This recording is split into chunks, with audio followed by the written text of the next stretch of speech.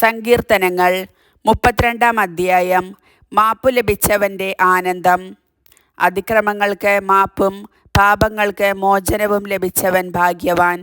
കർത്താവ് കുറ്റം ചുമത്താത്തവനും ഹൃദയത്തിൽ വഞ്ചനയില്ലാത്തവനും ഭാഗ്യവാൻ. ഞാൻ പാപങ്ങൾ ഏറ്റുപറയാതിരുന്നപ്പോൾ ദിവസം മുഴുവൻ കരഞ്ഞ് എൻ്റെ ശരീരം ക്ഷയിച്ചു പോയി. രാവും പകലും അങ്ങയുടെ കരം എൻ്റെ മേൽ പതിച്ചിരുന്നു. വേനൽക്കാലത്തെ ചൂടുകൊണ്ടെന്ന പോലെ എൻ്റെ ശക്തി വരണ്ടുപോയി. എൻ്റെ പാപം അവിടത്തോട് ഞാൻ ഏറ്റുപറഞ്ഞു. എൻ്റെ അകൃത്യം ഞാൻ മറച്ചുവെച്ചില്ല. എൻ്റെ അതിക്രമങ്ങൾ കർത്താവിനോട് ഞാൻ ഏറ്റുപറയും എന്ന് ഞാൻ പറഞ്ഞു. അപ്പോൾ എൻ്റെ പാപം അവിടുന്ന് ക്ഷമിച്ചു. ആകയാൽ ദൈവഭക്തർ ആപത്തിൽ അവിടത്തോട് പ്രാർത്ഥിക്കട്ടെ. കഷ്ടത കരകവിഞ്ഞ് ഒഴുകിയാലും അത് അവരെ സമീപിക്കുകയില്ല. അവിടുന്ന് എൻ്റെ അഭയസങ്കേതമാണ്.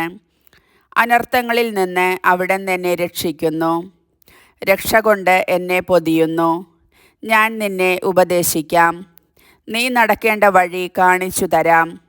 ഞാൻ നിൻ്റെ മേൽ ദൃഷ്ടിയുറപ്പിച്ച് നിന്നെ ഉപദേശിക്കാം. നീ കുതിരയെയും കോവർ കഴുതയെയും പോലെ ബുദ്ധിയില്ലാത്തവനാകരുത്. കടിഞ്ഞാൺ കൊണ്ട് നിയന്ത്രിച്ചില്ലെങ്കിൽ അവ നിന്റെ വരുതിയിൽ നിൽക്കുകയില്ല. ദുഷ്ടർ അനുഭവിക്കേണ്ട വേദനകൾ വളരെയാണ്. കർത്താവിൽ ആശ്രയിക്കുന്നവനെ അവിടുത്തെ സ്നേഹം വലയം ചെയ്യും. നീതിമാന്മാരെ കർത്താവിൽ ആനന്ദിക്കുവിൻ. പരമാർത്ഥ ഹൃദയരെ ആഹ്ലാദിച്ച് ആർത്തു വിളിക്കുവിൻ. കർത്താവിൻ്റെ വചനം.